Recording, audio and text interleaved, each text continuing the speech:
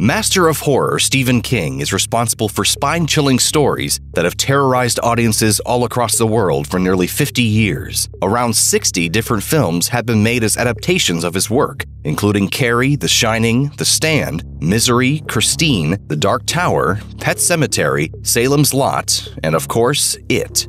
Tasty, tasty, beautiful fear.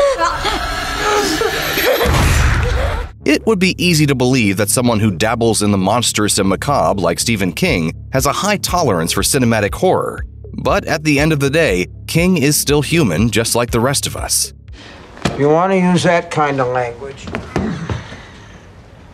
Take it out in the street. King isn't afraid to admit when something gets under his skin. He famously referred to the Babadook as, quote, deeply disturbing and highly recommended, noting that audiences don't watch the film so much as experience it. I don't want you to go away. No! Mommy! It's become a badge of honor for horror filmmakers to receive a coveted recommendation from the King of Nightmares himself. But only one film holds the distinction of being so scary that even Stephen King couldn't initially finish it. In an interview for the documentary series Eli Roth's History of Horror, King shared a story about the horrific real-life events that made it impossible for him to continue watching one of the hottest new releases in horror, The Blair Witch Project. I'm scared to close my eyes. I'm scared to open them.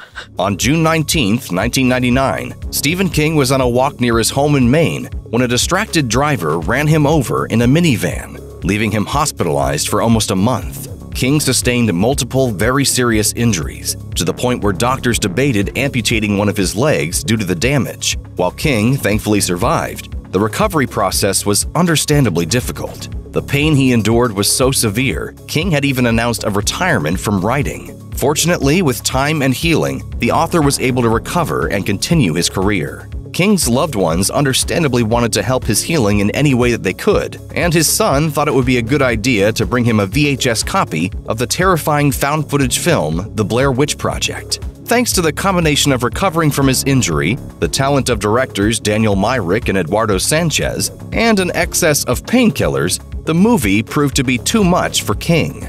I was in the hospital and I was doped up. My son brought a VHS tape of it and he said, you got to watch this.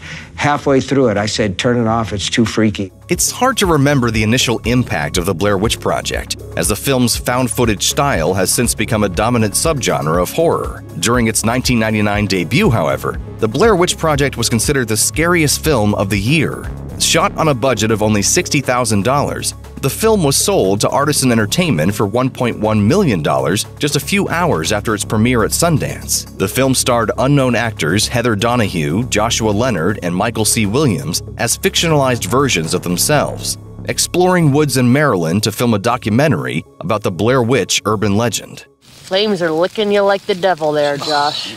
Thanks in large part to one of the earliest examples of a viral marketing campaign, many people arrived at the theater convinced that the film they were about to see was real. Subsequently, The Blair Witch Project became one of the most legendary horror films of all time. It may not have been the first film to utilize the found-footage aesthetic of horror filmmaking, but it revitalized the style and paved the way for future horror franchises like Grave Encounters and Paranormal Activity.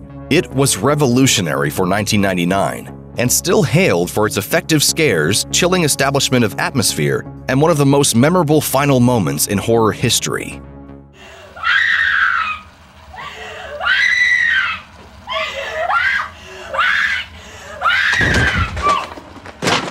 Once King was out of the hospital, he did eventually finish the movie, and found it to be one of the best horror films of the modern era. When King's non-fiction book Danse Macabre was reissued in 2010, King included a section for his thoughts on the state of horror at the time, with a short essay dedicated to the masterful grasp of horror shown throughout the Blair Witch Project. It reads, "One thing about Blair Witch, the damn thing looks real. Another thing about Blair Witch, the damn thing feels real. And because it does, it's like the worst nightmare you ever had. The one you woke from gasping and crying with relief because you thought you were buried alive, and it turned out the cat jumped up on your bed and went to sleep on your chest." Fear may be a universal emotion, but what scares us will always differ from person to person. Stephen King is living proof that even masters of horror still get scared.